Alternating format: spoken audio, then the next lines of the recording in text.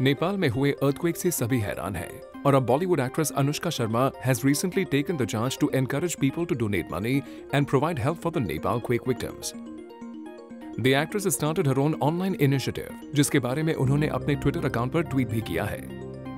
Help! Every little amount counts.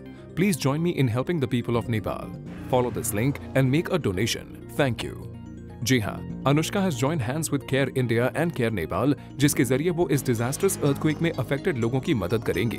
Apparently, the actress wants to raise at least a set amount, जिसके लिए फिलहाल एक छोटा amount जमा जरूर हो गया है। We hope अनुष्का की मदद करने सभी आगे आए, जिससे वो नेपाल earthquake में affected victims की मदद कर सके। For Rudrani Chatoraj, Zoom, Mumbai.